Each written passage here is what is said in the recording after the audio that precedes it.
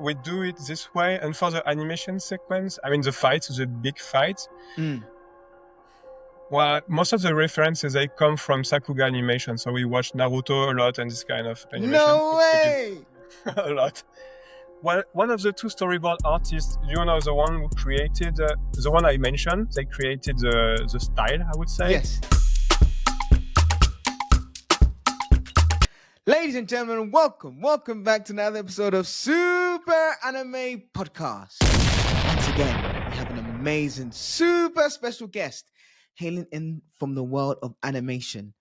Our guest today has helped bring to life the epic tales and stories of shows such as Despicable Me, Sing 2, The Minions, and the Netflix blockbuster hit Arcane. Having worked at Disney, he now applies his skills and craftsmanship at Forteji, I hope I said that right, the studio behind Arcane.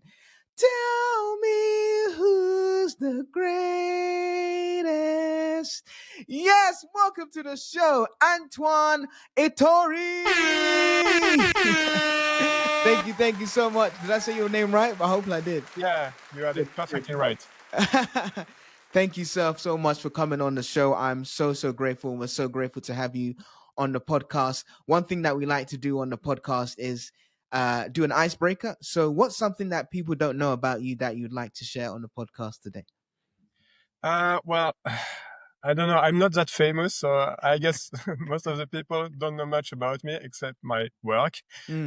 Basically, I think I would say the most surprising thing about my past is that I studied engineering first. I was supposed to be a mathematics teacher, and then suddenly I decided to turn to work as a storyboard artist and to go to this art school in Lyon. I think it's also about understanding things, like all those things I work. So when I went to the art school, I had a lot of, I had a lot of fun learning all the software as well. Most of my friends, they were just attracted by the fact they could draw every day and they drawing. And for me, it was also learning 3D, how the light would react, like what was the perspective and this kind of things. It was really, I think it's kind of made things easier for me in a certain way. Yeah, for sure.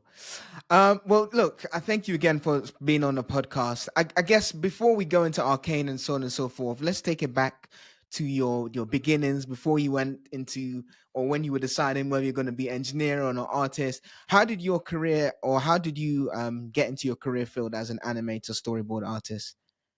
So basically, I've been drawing my whole life. Like I started, like most of us start drawing when we are 2 or 3, just when we are able to grab a pen and then start drawing.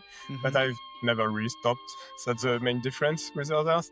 And I realized later that my mom and my granddad were actually good at drawing. Like when they were younger. I don't know if it's something they tried to bring me as a legacy, but it kind of started this way. They were addicted to to comic books, movies. My granddad was an engineer himself. So as an engineer, he had access to a lot of new technology stuff. So he had this camera at home, so we were able to see brand new things. I was able to play video games very young too. So it I think that's always, I had this feeling I want to tell stories from the beginning. I did my first comic book when I was like 3 years old or something. And my mom put the all pages together. It was an actual story with a beginning, a middle, and the end. And I was like 3 years old, so it's cool. And I think I decided to give it a try after going to the engineering school. I was like, I'm not sure this is what I want to do. So I want to try something as I'm still young. And I met a guy, his name is Dominique Drotz.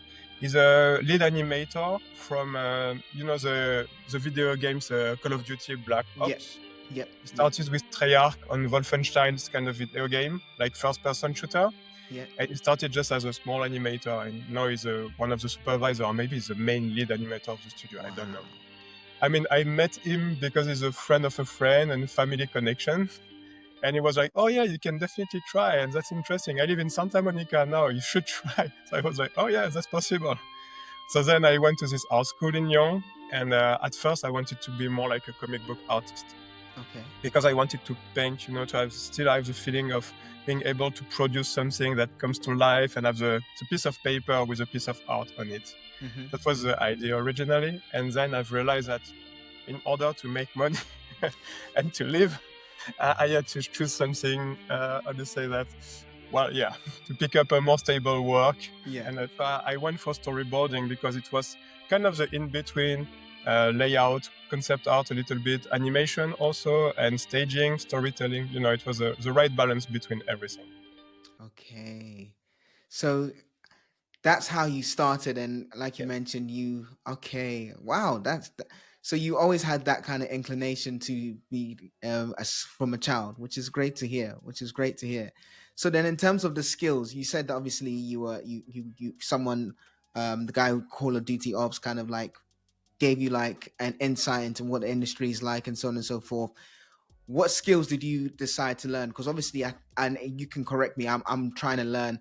Is comic book artist skill different from storyboard artist skill in terms of what you need to learn and how you need to apply it at work? Yeah, yes, they are. I mean, so this guy is an animator, so he didn't really have any insight about storyboarding, but Okay. based on the way I was drawing, like very rough and really fast, he said, "Oh, storyboarding might be your thing." So I Mm. went and tried to learn about it. So there are different aspects in storyboarding depending on the type of production you work on. For Mm-hmm. example, if it's for a small TV show in France, you have to be able to draw really clean and really close to the original design, because then it's sent away in another country, maybe Korea or India or different countries where they do the animation, and they are faster and cheaper than in France. So you need to be, yeah. Well, we have the same with the US. They Yeah, send yeah, us yeah. stuff to do because we are cheaper than the US. So it's like you know, a pyramid. Yeah. And at some point, I had to learn these skills because I started to work for this industry. It was my first assignment. Mm-hmm. And basically, what I had to learn is all the cinematographical aspect of the composition, how to, you want people to look at something in particular. Mm. So you have to make this great composition with backgrounds. But the composition is nice by itself, but it has a purpose in terms of storytelling. Also, I had to learn about animation a lot because the deeper you go into storyboarding, the more you have to be good at animation. You're not as good as an animator, but the posing and the way you draw has to be very expressive. So when people watch these very rough drawings, are like, "Oh, this is going to be great," because else, if the drawing is not good enough, people Mm. won't be like, "Why this sequence sucks?" And actually, it was well written into the script, but the fact you draw it in a very bad way Mm. makes it worse and makes it less convincing for people, Yeah. because storyboarding is not only about creating this work tool for the rest of the production. It's also about finding a way to convince the producer that this is the right story you want to tell and this Mm. is the way you want to tell it. So it's kind of finding the right balance between a nice drawing, but not going too deep into the drawing and Mm-hmm. being fast enough and convincing. I was really lucky because my way of drawing, because I was very good at, like short poses for, how do you say, when you draw people, naked people to learn anatomy. I don't know Yeah. what the name in English is. But when you learn to draw like that, the basics of Mm-hmm. anatomy, I am Mm-hmm. very good at that. I was very fast and I learned it very fast. And I find a way to adapt it to my storyboarding way of drawing. So Okay. my drawing by themselves, I'm lucky enough or convincing enough most of the time. So I don't spend much time and people are like, "Oh, that's cool. The expression is nice. I understand what he wants to tell us." Mm. So yeah, I think that's the biggest thing I had to learn, is to find a way to, communicate with the rest of the world Mm-hmm. Mm-hmm. and the Yeah, I product. think I had another storyboard artist on, well, not to the degree like you, but just more so. He was mentioning um, that in order to tell the story, like you mentioned, when you're doing it in pictures or when you're drawing it, you need to make sure that you can convey, even without words, what the story is. Obviously, words can help as well, but it's very important that each frame or each I don't know the specific technical term, but I'll just say each frame is telling its own sequence in terms of where you're going. So I thought that was very interesting. I think it's very powerful, and if you go back into the old days and back in time, we used to tell stories about words. It was either a handprint or just drawings on the wall, and you could potentially see what the story was. But obviously, it's a bit more complicated now. We have, like you mentioned, a beginning, middle, and end. Was there resolution, so on and so forth. So I think it's very powerful, and it's interesting to hear your insight into how you got to learn about that. What are the steps and processes then in terms of, you've worked on, as I mentioned at the beginning, you've worked on blockbuster shows like Arcane, Minions, Asterix, Obelix. What are the steps and processes that take place in order to have us to, this, like, build a story? How does that work? Are you okay to just break that down? Yeah, well, so it all starts with a script Okay. because you have to add a script. But sometimes you start, depending what kind of sequence you're working on. If it's an action sequence, the script might be very simple, like just they fight and you just have to deal with it. Yeah. But most of the time it's much more elaborated. So you get the script. Most of the time I work with the US, except for Asterix and Obelix. The scriptwriter was one of the directors. So it was really interesting to work with this guy because he was a director coming from live action. So he had a different approach of storytelling than I have, because I have a lot of, it's like reflexes. Depending on the kind of scene you have to do, depending of it has to be like an emotional scene, action scene, or whatever. A lot of different animation and references pops in my head, and it's the same with all the story artists. And most of us, we are referenced at first by animation as well. Japanese animation, American animation, different type of animation. So at some point you kind of circle and run in circle all together with the same references. But working with this guy was really cool because he was from the live action. So he had a different way of timing things. Dialogues wise, it was really interesting too, because he's an actor too. So he was able to do scratch voices, very accurate. It was very fun to play with that, almost like a podcast. I was able to put all the voices and all the sound effects before and then do the drawings. It was different from what we do usually, because usually you just add the script and you start to draw.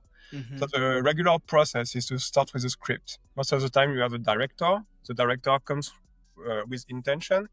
When you read the script, the director is like, oh, this should be done this way. Like, for example, I want to have like a one-shot sequence, very long, with just one camera movement, and then you stick to it. Or maybe you want to have a lot of cuts, like a lot of in-betweens and a lot of cuts. That's a different way to do things. And with those notes from the director, you start to draw. And at first you start to draw with key shots. So you just decide, I definitely want this shot. That's a key shot. I want this moment because those two persons, they are fighting or something. So you want this kind of, Western style kind of shots. And that's something you come with very quickly, to just talk with the director about whether you should do them or not, whether it fits his vision or not. So the idea is to start with those very early key shots and draw really roughly. Then once you're done with the key shot and there's some kind of approval, you start working and try to make it more detailed. Add, how do you say in English, like what's in between, what you add the meat around the bone. You have the skeleton and then you want to build it. And then once you're good with it, most of the time for Disney, whether it was for Disney Illumination, for Minions thing and everything, I add some new notes about the script, not about my drawings, because a big part of the job when it comes to working for this kind of big production is to just help them determine what the script should be. Actually, we are named the story team because we are part of the storytelling process and how to build the script. So basically what you draw is more like an help for the scriptwriter to write it properly and to choose properly the story he wants to tell. So you had a lot of back and forth with him. For example, on Minions, I think a friend of mine, he counted the amount of drawings we've been doing in the last, I think it's like 2 years or 3 years of production, something like that. Storyboarding wise, the rest was much longer. But storyboarding wise, we spent 2 or 3 years, and we did the equivalent. Yeah, we did the equivalent of like 10 movies, because we have so many ideas, so many jokes, so many characters we want to talk about. At some point, you're like drawing everything, and the scriptwriter is like, oh, wow, there's too many ideas. Yeah, I need to focus on one. Then you get rid of one of the characters, for example. So you have to rewrite and redraw the sequence. And then you're like, oh, I kind of miss this character. Could another character take the same role? But this character should be already in the show, so you don't create a brand new character. So it's a lot about that. And the bigger the production they are, the more you have interaction between script writing and storyboarding. Wow, that's amazing. Like 3 years, that's crazy. Yeah. But I guess, and you know, I didn't, and I'm glad that you said this because I had no idea like script writers and storyboard artists work so closely together. And it's great to see that they're receptive to your ideas and, you know, can we do this? Can we not do this? And I'm guessing you can also influence what goes into the story based on what characters you design or how you design things, which you mentioned, which is great. So, you know, the script writer could come to you with one thing and then, like you mentioned, 3 years later, it's completely different, which is crazy. Is that typical of big production places where it's 3 years, or was it just Minions? Yeah, no, it's typical. It's, wow. I think for Frozen 2, it was even longer than that. I mean, some of those shows, they arrive with their own difficulties because Frozen 1 was a big success and they wanted to do something cool for Frozen 2. But doing something cool is not something you do like that. It's just, you know, they had to think about it a lot. So they were like, oh, we should bring this new character. So we had to develop this character. And then they're like, oh no, we have enough characters already. We have enough stories we want to tell. So they get rid of this character. And it's a lot about, most of the time you stick to the idea you had first, like you want to tell this story, but the struggle comes from, oh, you want to tell this story. You know what I mean? Like, yeah. If you need to put this character in this position, is it better? Or should you put on the other hand, like some other character into the same kind of position? What would be the best way to tell the story?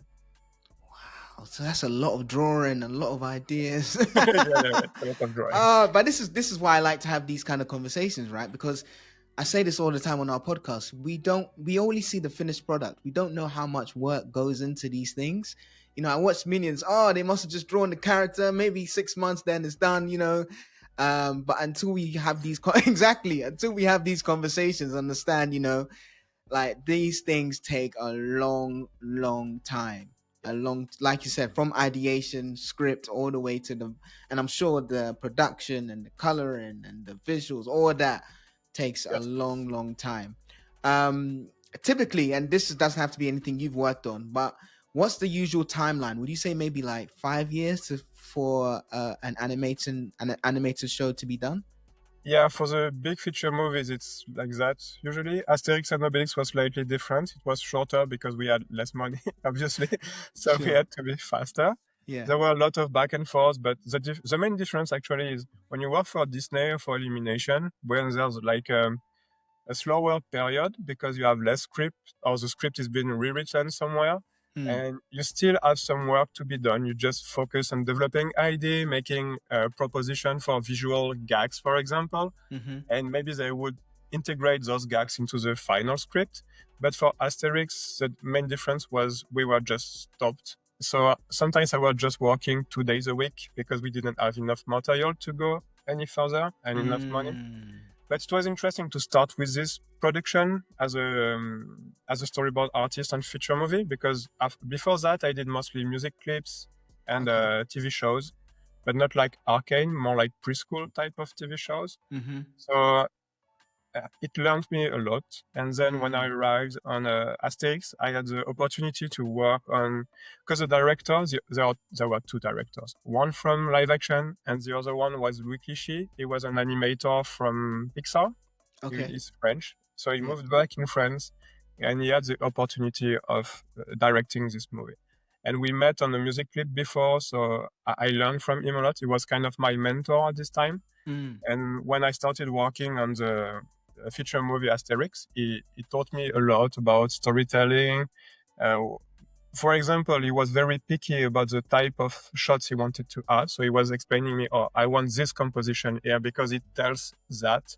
And that's the goal of this sequence. And I had most of the time like 10 shots he wanted to see because I was a junior. So he was helping me a lot. So I learned a lot with him, picking the right shot to tell the right story. But this was much shorter. I think it was like 2 years of storyboarding, something like that. Okay. And even 2 years for a French movie is very long. French, most of the time, we try to do that in 6 months to 1 year, Okay. something like that. Okay. But Illumination is different because Universal gives us the money, so Yeah. plenty of time to work. Mm. And since the movies, they had a lot of success, they're not in a hurry, to release the new movie. It's very interesting because from the outside, you would see Minions as something that they just want to keep making money because those movies are working very well. Mm-hmm. But each time from the inside, it's really cool to see how everyone tries to do the best movie they can. And they struggle so much with this character should tell this story. It's really fun to see the balance between the results and the work and the energy we spend doing the movie. Yeah, this is mind blowing. Like, oh wow. Okay, so I'm sure one place that didn't lack funds was, of course, Arcane. Do you mind just telling us what was your role in Arcane? Was it a storyboard artist? What was your role there as well? So I was contacted first on Arcane season 1, but for personal reason, I couldn't start working on the season 1, so I had to delay it a little bit. Mm-hmm. I worked for Illumination in the meantime. Then I moved on season 2 of Arcane as a lead story artist. So it means I was a senior story artist, but I was in charge of the storyboard team at the same time. Wow. So I had my own sequences to board, and I had to brief the rest of the team and to bring my intention. Most of the time was just, carrying the intention of the director and making them, because sometimes the director, for example, on Arcane, in Fortiche, the directors, one of them, Arnaud, he comes from live action. He's a music clip director. Mm-hmm. So he's very, very strong. He's like a big library of references coming from all around the world. And sometimes he comes with a Korean movie, with an Indian movie, with a South African movie. And you're like, what the I don't know what you're talking about. So you go on YouTube and you Google the movie and that makes sense. But then for the rest of the story team, I have to translate his intention into actual, specific brief, do this kind of composition. So I have to understand what he means and translate it into a more artistic, classic way of drawing stuff. And so I was a lead board on episode 4 and episode 8 of season 2. I helped a little bit on episode 7 as a senior story artist, so I had my own sequence and I just had to storyboard it. And on episode 8, I left before the end of the episode because I had a very good opportunity in Illumination, so I moved back into Illumination. But I did all the key shots of the storyboarding. The original script was really close to the final script, which was really cool because I've done key shots like 2 years ago, something like that, or 3 years ago, I can't remember. Sure. And then when I came back to Fortiche, they were almost done with the production of the episode, and I was like, oh, it reminds me of something. So like the storyboarding I prepared. It was really cool. But most of the job was done by Sylvia, the other lead artist. I took my, she arrived right after me, and she took care of the whole storyboarding process after I left. Okay. I mean, so storyboarding, basically, we get a script from Christian Linke. He's one of the big head of Riot, and Alexi. And the script is really detailed most of the time. It's usually far too long because I want to tell, it should be a feature movie each of the episode. When you receive the script, you're like, how can I do that? I mean, it's really cool because there are a lot of things very interesting to be told. But when it comes to storyboarding, it's like a puzzle. You try to find the right way to tell everything in the shortest amount of time possible. And it's a lot about talking with the directors, trying to find the right intention. And what we try to do at Fortiche is that each of the sequence, because of the, Arnaud Delors is kind of profile he has of a music clip director, he focuses a lot on finding a way to tell classic stuff in a different way, different approach, not like a different concept. Or, for example, this should be seen from the POV of, I don't know, like a cat or something, trying to find something that makes this sequence very specific to Arcane. Okay. Wow. I mean, it's one of those things where it's came out brilliantly. I know you said the script must have been crazy when you first saw it, and it's like you want me to do this, that, but it sounds like you were able to. Well, it don't sounds. I saw it from watching season 2, that you were able to repurpose what was on the script into what we saw on screen, which is amazing. Is there any way that you could challenge back to say the script writers to say actually we should do it this way or we can't do it this way, or do you can challenge back? Yeah. I mean, so originally they are not script writers. Christian and Alex, they are like storytellers, but they Sure. don't really write script. Okay. So it was a different approach. So Yeah. sometimes we were like, oh, we understand what you want to tell, but Mm. maybe we should tell that in a different way. And they Sure. were completely open to that. Mm-hmm. Fortiche grew up a lot thanks to Christian because he trusted us with some music clip at first, and then we built this relationship of trust between, mostly Christian and us, actually. And because of that, he was very receptive to the feedback we were giving him. And, sometimes also there was a difference between, because, for example, he knew exactly where he wanted to go with the script, Sure. but he didn't write everything at the same time. It was episodes one after another. We knew what he wanted to do after a couple of episodes, but we didn't really know what would be the end of the season, for example. Yeah. And Yeah. sometimes we were like, what's the use of this sequence? It's too long. Yeah. Why should we do that? And then he was like, oh, maybe because she arrives later and there's this guy coming. And we were like, oh, okay. So we need to understand that before. It was very difficult at first, but they kind of find this interesting balance, giving us the opportunity to do a first draft of our vision. Like the process we get is that we get a script. Mm-hmm. The directors, they go through the script, putting some references. Then the storyboard artists, they start working with those references and the script. Sure. And the very first version we come out with is the Fortiche version. Yeah. I should say. Yeah. And then we present it to the Riot side, and they're like, "Oh, we can keep that. We should get rid of this one because this is not fitting with the rest of the story." Oh, that's interesting. And most of the time it was like, "Oh, that's really cool. It gives me the idea to rewrite everything based on this idea." So we were like, "Okay, so we should restart anyway." Did that also take 3-4 years, or in terms of like the production of season 2? No, because it's a TV show, so we had far less time than on a feature movie. Okay. And we had strong release date. When you do a feature movie, the release date is really far. When you start the feature movie, it's like 5 years away. So you're like, okay, we have time. Most of the time, you take too much time because you have time, so you cannot delay the production. And here we needed to be much faster because I think like the storyboarding process was 6 months per episode, something like that. Okay. And the production was some kind of a year, but there were multiple teams working in parallel. So they were starting storyboarding. Then while the storyboarding of episode 1 was done, they were layouting this episode. And then, the animation was starting and doing all the matte painting in parallel with the rest of the teams. So we find a way to do like it was 2 or 3 episodes in parallel. Okay. Something like that. To make sure, okay.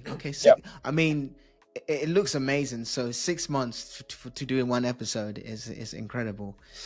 In terms of, and I'm not sure how much influence you have on this, but one thing, because my brother's also he worked in art. He went to Bournemouth Art School. And one thing he wanted to ask as a question was more so around the coloring and the inspiration, because I think it's Prince of Persia, the cell shading or something along those lines. And there was a question he had was this influenced or did this take inspiration from that kind of artwork in terms of Prince of Persia and Arcane? Yeah, I think so. Okay. I was not there when they started originally the studio and all created this, new graphic universe. I think the idea was to go back to some 2D art we loved, everyone loved. And also it's because the three directors, one of them is a 3D artist and is really and the other one is a comp artist, so compositing the final image. So there's this kind of guys that work with a computer, and all they on their own they can come out with something very nice and very, very strong visually speaking. So it's completely different from Disney, for example, or Pixar, when you have a lot of money, so you have a lot of computer, a big rendering farm, so you can spend hours rendering images. Here, the idea was to do something like almost handmade that you can replicate and mimic multiple times very easily. So because the three directors are artists originally themselves, I wanted to focus on this art direction. So they came out with this art style with a lot of painting, because I think, that's the most efficient way to do something beautiful in a short amount of time. But the problem is that you have to have very specific artists to do that, because, for the brushstrokes, for example, each of us, we have a different approach of painting. So they need to, be able to narrow down the ways they were painting to look all similar, but not too similar at the same time. Yeah, there's the idea of being able to do something in a very simple way. The idea is that we don't want things to, in French, there's this expression, we don't want it to smell sweat, You've not been sweating on these images in particular too much. And it comes from, they were very, I think Pascal Charus, one of the three boss of the studio, he worked for Quantic Dreams on different video games. And I think he was very familiar with all these cel shading aspects. And they try to find something that looks 2D, learn from what has been done into Prince of Persia and all those type of production. And come out with this cool style, I guess. Yeah, it's very cool, very cool. And just going back to the scripting as well, do they let you know what colors they want, or is that all you in terms of, because the visuals, and especially the second half of season 2, is just incredible. The colors, the explosion, the scenery, everything is just, is that you as the storyboard artist saying, okay, this is what the script is saying, but this is how we're going to visualize it. This is the colors we're going to use. This is the animation, or not animation, but these are the positions we're going to use. So story artists like mid and junior or senior, they don't have that kind of role. But the lead story artist in Fortiche is almost like a director. Okay. Because we have a lot of influence on the rest of the show. In season 1, Ninox Studio, Romain Barriot and Simon Andreevo, there was the two leaders of the storyboarding team. And they were very, very strong, very, very good. And they were the one who created the way to tell stories and to, edit stuff, framing, and the rhythm also, the pace, the animation style. Live action and more Sakuga Japanese style of animation. And at the same time, there's this guy, he's still in the studio, Julien Georgel, he's an artistic director, and he's been with Fortiche from the beginning, I guess. And he's very, very talented at painting, and he's very influenced by, Tekken King Crit, the 2D animation. It's a story of two little boys into a big dystopian city that looks a lot like Tokyo. And it's very traditional way of painting things. And he's also influenced a lot by Ghost in the Shell, Akira, kind of Japanese movies. Yeah. Cool, right? So amazing. One of my best anime. Sorry. Definitely. It was a big influence for us to do this kind of mature tone animation too. And we have a lot of influence in terms of visual effects, 2D effects, what it should look like. Also, all the the impact frames when you see like the giant monkey arriving on screen, where Jinx freaks out because she has multiple things appearing. It was very storyboard was at the origin of those sequences. Yes, most of the time. But for the artistic direction, Julien Georgel is very, very good. So you don't have to tell him much. He comes out with a very beautiful painting. I'm like, we should keep that. I'm just going to get my phone to ask you the Discord questions. 1 sec. Do you have any thoughts on how, with the success of the Spider-Verse movies, people seem to refer to the blend of 3D and 2D animation techniques as the Spider-Verse art? Yeah, I understand. I think it's something like something global. It reminds me of, when we discover photography and we went for realistic painting to impressionist, expressionism, and this kind of art style. And I think that's the same. We came out with 3D, and when 3D appeared, everybody wanted to do 3D, and they want to be as realistic as possible.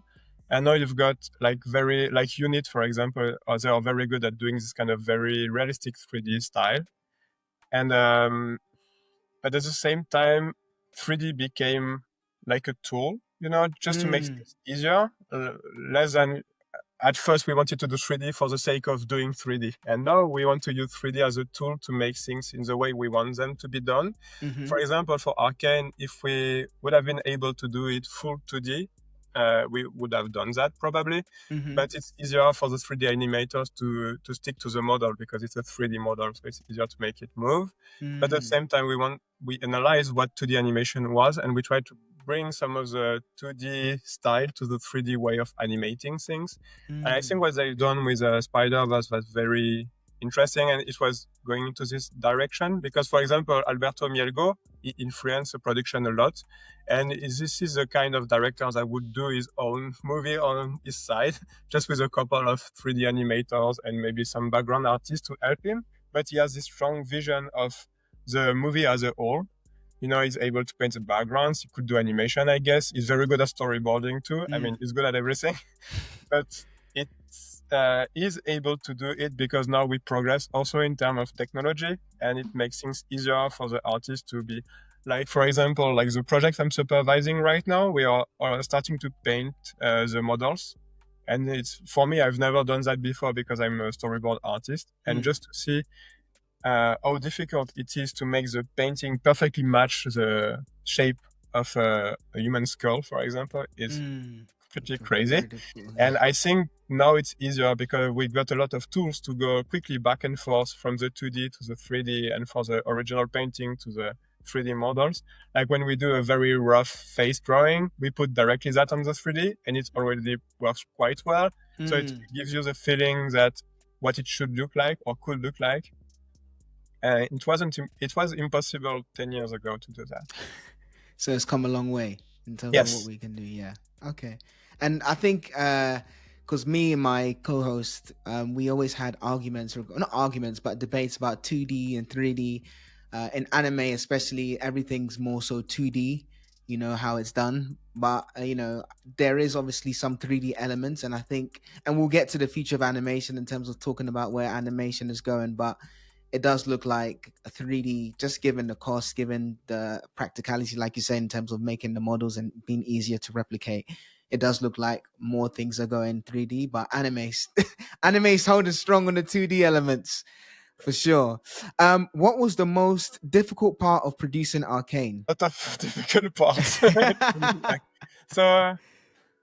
So first thing is, Fortiche was a very small studio. It was created by those three guys. And the studio was actually in the apartment of one of those three guys because they didn't have enough money. So they were in the living room of this guy. And so they started to very low. That's amazing. And they went higher and higher. I think one of the biggest difficulty was to coherent with the original idea of creating this studio. Fortiche was created to do very specific artistic type of production. But the bigger you grow, the more you tend to, do different style and to make money. And so it's difficult to stay, to remain trustful to your original idea. So that was something. And the other thing was they went from 3 people to, I think we were 500 to finish the season 2. Wow. So that was a big struggle. Riot helped us a lot because Fortiche told them, well, we are like 30 people and doing Arcane season 1 and 2 won't be possible. As I say, you need what? Basically, we need money so we can have our own building with all the computers and everything. So we can help with that. So they helped us a lot. We moved from one building to another, and then we found this one, and we are very happy with it so far. And that's cool. We stay here. We're not moving anymore. So all the technical aspects was very tough.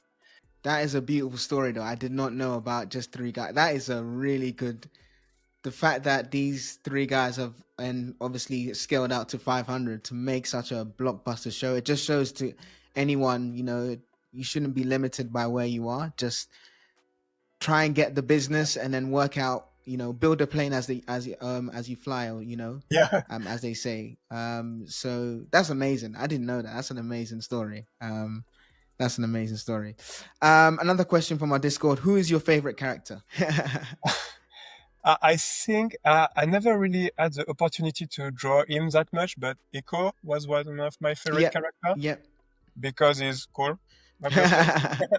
And we were talking with my sons. I watched the show, and they were like, if they had listened to Echo and Heimerdinger from the beginning, nothing would have happened. And I was like, you're right. The two, it's kind of grounded characters that wants to do what's best for the rest of the world and not for himself. And on season 2, I worked a lot on Sevika's sequence when she's trying to gather all the Zonians around her, and she's doing this speech in front of everyone. Yes, I And then remember there's that, this yeah. guy with a beard arrives and Yeah. he kicks asses. So I love Sevika. I think that's an interesting character, and she came from a very secondary character in season 1 as someone that get her ass kicked by Vi, and that's pretty much what she's doing in the season 1. Yeah. Two very strong and interesting characters. Yeah. And I like her a lot. And also, Jinx is cool. Yeah, of The course. characters are cool. I like Vi, but for personal reasons, because a friend of mine is a boxer. Yeah. And he's a storyboard artist, and he's the one who storyboarded most of the sequence when she's boxing. Like the first time wow. she's facing Sevika, he storyboarded her, and he put a lot of him into Vi. That was really cool to see. So when I watch the sequence on screen, I'm like, oh, she reminds me of my friend a lot. So yeah, it's kind of that's cool. connection. Did they have to, when you see in video games where they put all the things on you and then you have a green screen? Is that what they did in animation as well, or you just draw that? Like the motion capture stuff, we don't have that, but we still shoot ourselves doing whatever we need to do. Okay. So there are some interesting, like Moise is a French animator. He's on Instagram. Okay. And he did a lot of animation on season 1 and 2. And he puts most of the time the reference video. So you see him acting, and then you see the character is actually animating. Okay. So we do it this way. And for the animation sequence, the big fight, well, most of the references, they come from Sakuga animation. So we watch Naruto a lot and this kind of animation. No way! A lot. Well, one of the two storyboard artists, the one who created, the one I mentioned, they created the style, I would say. Yes, yeah. Romain and Simon. Romain, he was a layout artist in Japan. Okay. And he's French, but he worked a lot in Japan, which is quite rare. Yeah. So he was very strong because he was strong enough to be hired by Japan, yeah. And despite he was French and not speaking a very good Japanese, so it was and it was much before the remote work we can do now after COVID, because now it's easier for us to go for Japan or anywhere around the world. And he moved in Japan a lot, so he had these strong references, and he's very good at observing animation. So he watches Naruto, for example, and you see this epic battle between Naruto and Sasuke when they are both young, on the lake. And when you watch that, he's able to understand what makes it works. And he's like, okay, I can redo that, but with my own style and put it in a completely different universe. When you see the final results, it's not like that anymore. But in his head, and sometimes he had issues doing that because he was like, oh, I'm stealing ideas to the Japanese. And I was like, it doesn't look like it at all. Yeah. You bring your own stuff doing that. And he was, I'm not sure. But yeah, that's how we do things. No motion capture. No, everything. There's a great book by Austin Kleon said, "Great artists still." I think everything is remixed in this world. Obviously, you don't directly take it and then, just copy and forge it, but you take something, you look how it's done, and then you remix to the way you want it and make it a whole new entity and whole new package. So, but that's cool. I like Arcane was inspired by Naruto. That's amazing. Like this is brilliant. This is absolutely brilliant. Another question we had is, do you now play League of Legends since you've been involved? No, I never tried actually. We all have the video games on our computers at work. Mm-hmm. Meaning we could play from work, but we don't have that much time. I wanted to try to understand how it works, like how it feels to play. But since I arrived much later than the rest of the teams, I already went through a lot. And we have some we have specialists because most of us like playing video games. I'm more the Elden Ring type of player. Yes, But yeah. one of most of my colleagues, they already tried the game. For example, one of the character designer is very, very, very good. He's a high ranked League of Legends player. So it's funny because, there's this kind of there's a massive backstory into the League of Legends universe. All of the characters, they've got this crazy story, interconnected, and the storyline is like 2000 years, something. It's crazy. I mean, when I first watched that, I was like, what's going on? They wrote so many things. It's interesting because it's a lot of potential stories you want to tell, and you just have to pick a character and say, oh, I'm going to pick this one. So there's a lot of things to be told about him. And they are specialists. So you're like, oh, could it work if we connect this guy and this guy? They'd be like, no, he's from Ionia, and this one's from Demacia, and this one's from there. So I never played, but I'm not a specialist, but I had to go through a lot of stories and, world building. Yeah, that makes sense. What future projects would you like to work on if given a chance? So I'm already working on a project I'd love to work on. Oh, okay, perfect. Good stuff. I can't really talk about it. That's the main difference is that I'm not storyboarding anymore. I'm more like a general supervisor, and if it works and if we sign it, it's still with Riot, developing new projects for them. I think Christian told about everything on his own side, so I'm gonna leave it to him. Yeah. He knows what he's doing. And I might co-direct the project starting in February. So that'd be nice. That's cool. And then do you believe in the trend that light novels are slowly becoming a gold mine for most manga and anime adaptations? It's difficult to answer. I mean, did you watch Dan Da Dan? Yes, I have seen Dan Da Dan. So there are a lot of potential with all those anime and all the mangas. Yeah. And my sons, I can see them reading books and then being very delighted to see the adaptation. But sometimes adaptation is not that good. But the fact Dan Da Dan came out, because it's a very, how do you say that, weird Japanese type of manga, with a lot of naked, what I'm talking about. But seeing all the energy and all the love that they put into the animation, that's super cool. There are a lot of very cool ideas, and it shows that every mangas could be adapted in a very good 2D animation TV show, I think, from my opinion. I think so. And I don't know what's future, but also with Arcane, because it's very related to the animation and Japanese, in a certain Japanese style as well. I think like people now, especially in the US, because I'm from France, and in France we have a lot of comic books originally, and we've been loving mangas from a long time. Like I discovered Dragon Ball like 25 years ago, something like that. Yeah. Maybe before, 30 years ago.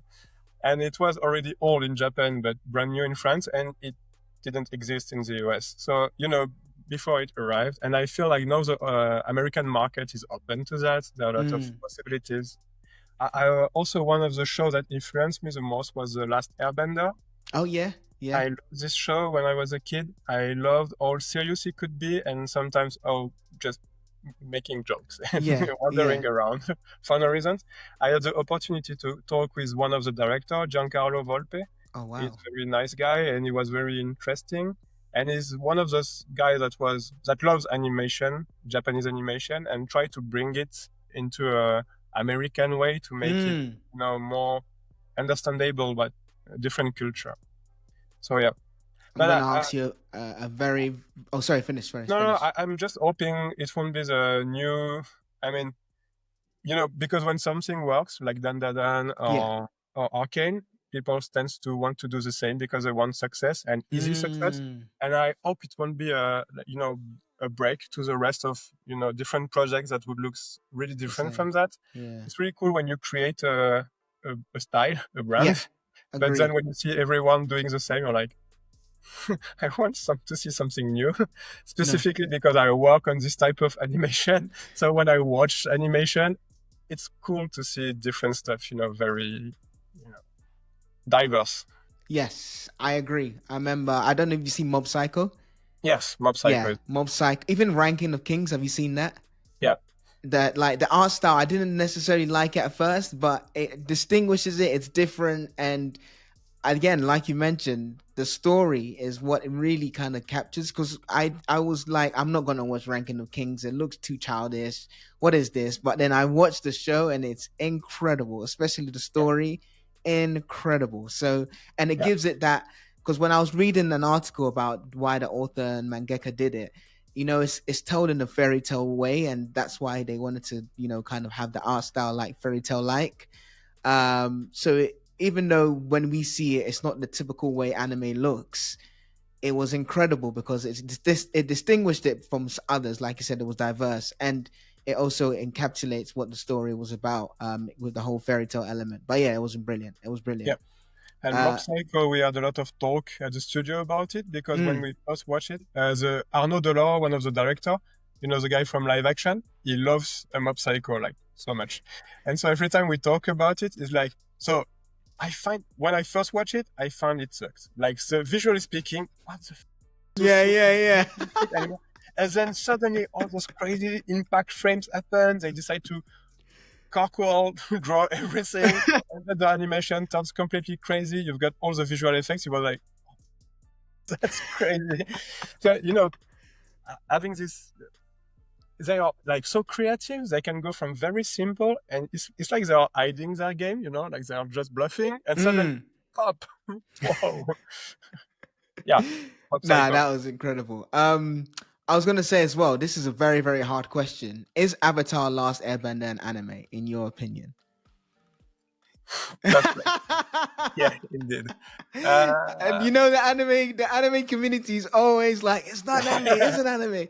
I want to get your perspective. There's no right answer. No, I'm just wanting to get your perspective. I think it has the visual structure of an anime, like the references to 2D and Japanese animation, but in a very, and I'm not saying that in a bad way, in a very American way. I mean, the series itself, the structure of the episodes, they kind of connect with me more about American culture than about Japanese culture, the way it's written too. Of course, yeah. And not in a bad way, because I think all the characters, it reminds me a little bit of, Full Metal Alchemist. Yes. With so many main characters. So at some points, you are not following anymore the armor guy and the blonde hair guy, the small one. Yeah. And you just like, I want to see Scar a bit more, or I want to see this guy a bit more, because they are so very all well built.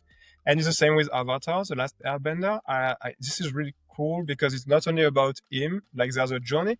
It kind of reminds me a bit of the Disney structure also, because there's like a big journey of this small guy coming from nothing to the Last Airbender. But you see him struggling with inner difficulties, like just, what a teenage would go through in the same kind of situation.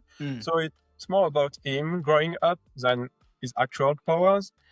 And I think the story structure was really strong because of that, and it makes a difference with some anime. Also, when you watch Naruto, you really see that he started with an idea, and then he had the opportunity to do the whole manga. So he jumped from this idea to a whole story, and so it's like a anime, but I wouldn't describe it as a classic like Japanese anime now.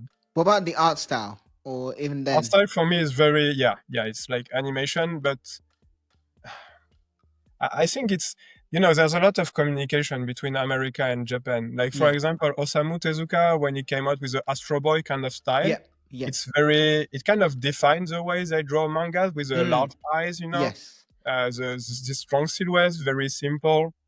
And actually, he drew this way because he was influenced by the American comic book and animation. He explained that. Yeah, Interesting. he liked Betty Boop, for example, with the big eyes. Yeah. So he was like, Okay. put that in my characters. That's really cool to see how he was influenced by that. And I remember reading an interview of Tezuka about the lion, the white lion he created. I think it's Leo, the white lion. He has a manga that looks a lot similar to the Lion King, Okay. but that is much older. Okay.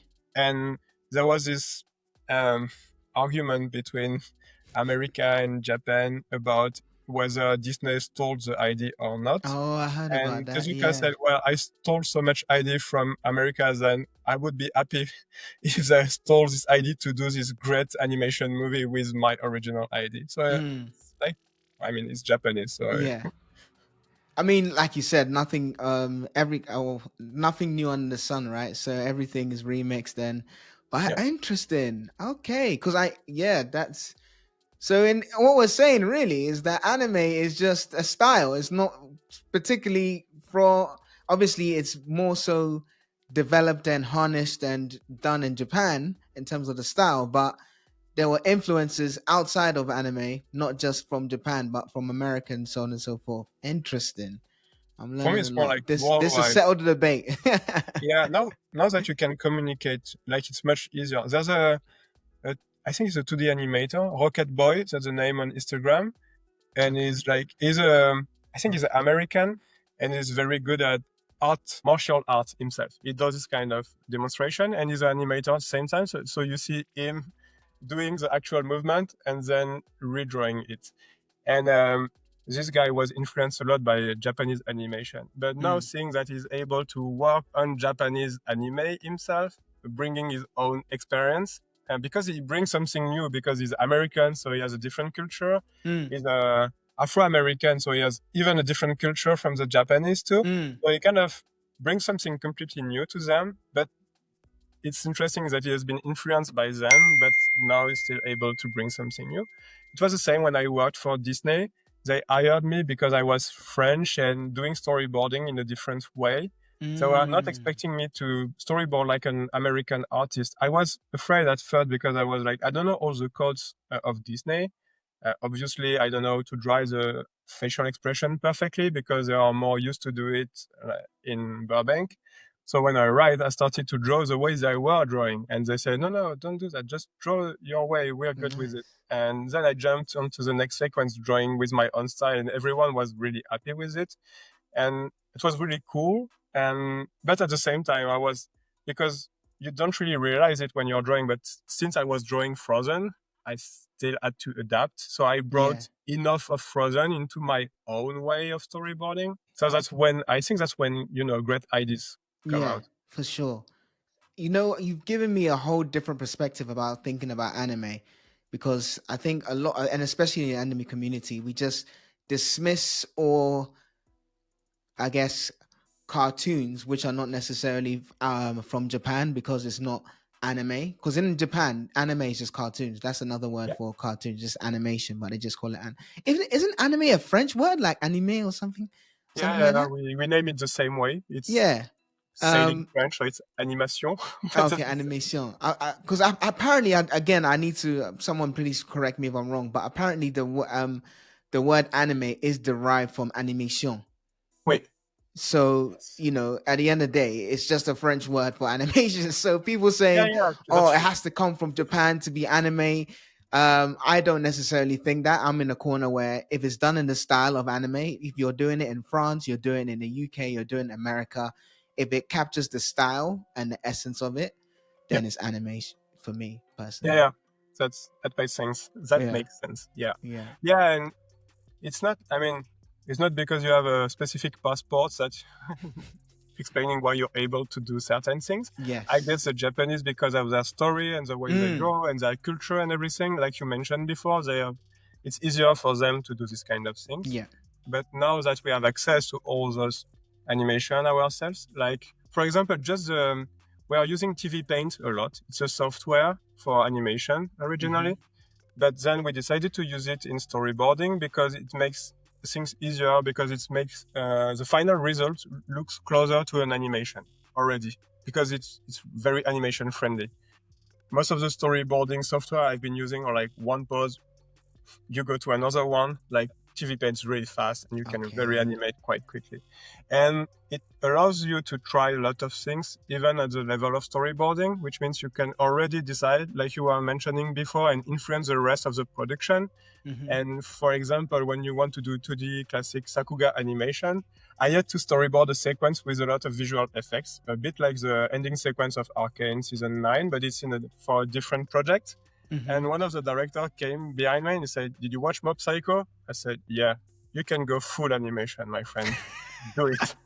I was like, "Okay, let's do it." So, because it's part of our references, I think Yeah. that's what makes things cool is when you have not only animation, not only anime, I mean, but also some other stuff. Like Dan Da Dan is really cool for that because there's a lot of anime in it, but also some, more like cinematography, but Japanese cinematography, like Mm. Takeshi Kitano, this kind of director too. I don't know if you watched I think it's episode 7 of Dan Da Dan, when you've Yes, got the yes, yes. backstory of the Yeah, ballerina. yeah, yeah. That's so strong. Very strong. And I've been watching this episode like multiple times just to understand how they did that. But Mm. all the different point of view you have during the flashback of the lady, Yeah. understanding how she turned into this big freaky ghost, Yeah. is really interesting in terms of cinematography and storytelling. And it's not only, and I'm not saying that in a bad way again, anime. It's anime plus Yeah. diversity of cinema in general. So anime is like a mesh of different kind of techniques and yeah, I see what you're saying. No, that again, you've opened my mind because I didn't necessarily, and a lot of us in the anime community, we just see one type of thing and we dismiss, but with your expertise kind of opening it up in terms of the different aspects within certain animes, like you mentioned, cinematography and so on and so forth. So I really appreciate that. I know, given that you've referenced Mob Psycho, Naruto, I was going to ask you if you watch anime, but I can see that you do watch anime, which is great. This is something we do in the community, so I know I have to do this. What's your top 3 anime, and what are you currently watching right now? Am I allowed to bring feature movies that Yeah, anime? yeah. That's fine. Yeah, So yeah, the yeah. first one is Princess Mononoke, Yes, definitely, because classic. it also was, when I watched this movie, I was both I was relieved in a way because I was like, oh, they already did the best possible anime. So now it's okay if I miss or if I do anything wrong because they Yeah. already done what's best. And I mean, I love this movie because I was a young adult teenager when I watched it, and it kind of, there's a strong link with the main characters. And so it started with this one, basically. I love it. And then, that's a good question. Because recently I love Dan Da Dan and Yep. Mob Psycho, obviously. But Nice. I don't know if I love them because as a technician, I love what they've done. Or if I genuinely love them as an artist, I mean, as a person, sorry. Yeah. But as a kid, Last Airbender, if you consider Yes. it as anime, I've loved this TV show as well. And well, Cowboy Bebop Oh is one of yeah. my favorite too. Awesome. Um, That's awesome. and extra is Samurai Champloo. Ah, Samurai Champloo is yeah, brilliant again, brilliant. And it's this kind of TV show. I first watched them when I was a kid, so I just watched the TV show for what it was, and I Yeah. was, oh, that's so cool. And then later, as a professional, I rewatched everything. I was like, so it's cool, and it's like genius in terms of technique. Wow, okay. Yeah, I imagine as a storyboard artist and someone in the industry, you have much more appreciation, like you mentioned, for, like you said, the genius stuff that is done. Like you mentioned all that cinematography and stuff, and then I don't even know. Like, it's gone over my head because unless I watch it again and maybe you point it out, but you see it in a different lens and a different light. Whereas a lot of us are just watching it because it's entertaining or it's funny. But I think there's a certain element which, if it's good, regardless of whether you know what the technique is or not, it's universal in that it captures and it grabs everyone. Like that Yeah, episode 7 of Dan Dan Dan, like you mentioned, you can look at it for what it is, but then as a professional yourself, you can look at it for what more it does and how it captures that emotion, how it tells the story, and what the breakdown is, the sequences, the one shots, and all the different technical aspects that come with it. You can basically go into all of that. So it has different levels of understanding and appreciation, which is amazing. Which is amazing. Antoine, thank you so much. I think we were going to talk about the future of animation. I guess very last question. What excites you about the future of the industry? So I've been working a lot on feature movies that were mostly commercial feature movies. To kind of they wanted to reach the largest amount of people and Mm, the largest audience possible. And working on Arcane, we realized that just doing something we believe in and we love on our side, artistic speaking, had a very good response with the audience. Like the audience, I loved it a lot. And when we watched it, we were very surprised at first. We were freaking out a lot when it was released. And season 2 was the same. Like everybody was very nervous at the studio before of the release. course. But the fact everybody loved the art we put in it, Mm, and because we made something that was really close to what we love on our side, we didn't do much. Like sometimes you're trying to lower down your expectation and try to approach it in a different way because you might think, oh, people they won't get it or they're not going to like it or something like that. mm, And in this specific show, I think that's what we try to do. And seeing also Spider-Man into the Spider-Verse yeah. and all of the like Dan also, it's pretty much the same. It's really like trustful to the original material. I think I'm very excited about the fact now it seems like we are allowed to do and what we think is the best Yeah. for us, I Yeah. guess. Yeah. And because at some point, I don't know if it was thinking the audience is too dumb or something like that to understand the process. But Mm, like you mentioned before, if something is done and is beautiful and mm, is strong in terms of emotion and everything, people mm, will react positively to it. mm-hmm. And since we want to tell stories, I think like the more we put of ourselves into the show, the stronger it will be for the audience. And I felt like I'm very excited about it now. Mm.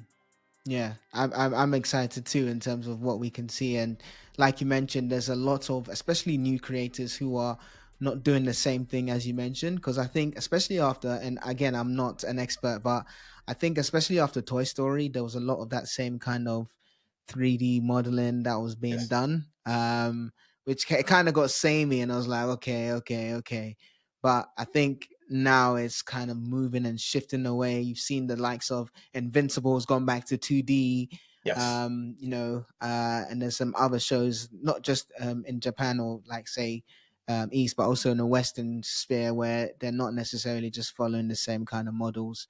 I think movies will probably primarily always be 3D. I don't know because of the budget. I don't know, but it would be good to see a 2D animated movie in the future or something along the lines of the blend, similar to like an Arcane type kind of thing.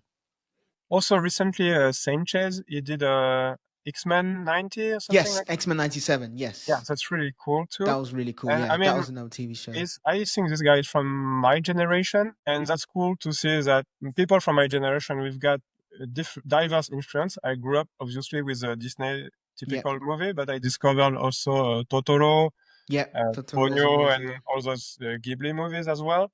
Mm-hmm. And so you have this mix of references, and I love the X-Men as well. I read a lot of comic book when I Mm. was younger, so I think now that's cool to see those directors being old enough to be able Yes. to bring all those diversity. Mm. Yeah, for sure. Because then it makes it a lot more interesting, right? Yeah. Diversity is the spice of life. So I like Yes. that. I like that. Antoine, thank you so much. Honestly, I'm so grateful that you've come onto the podcast and shared so many insights and wisdom and nuggets regarding the industry and just how the process works and production and storytelling and storyboarding. I've been blown away with the revelations around anime and how it intertwines with just Western production as well. And like it, you look at something say from Japan and you don't realize that it's an international product at times. Like you mentioned, different people from different countries are working on a specific anime. So it's very interesting, and I'm so grateful that you've come in on the podcast. So thank you so much. I really appreciate it. And as we mentioned on the podcast, we're always trying to bring great guests, and this has been no short of an amazing guest. So thank you so much. Thanks a lot for the invitation. And sorry for the French accent. No, don't be sorry at all, Mansour. I'm sorry I can't speak French. All I know is bonjour, comment ça va? Next time we speak, I'll be fluent. I hope so. Wait, is he trying to make the video disappear with a terrible hand tool? Sadly, yes. Yes, he is. It's still there though. Yes, but in his mind, it's gone.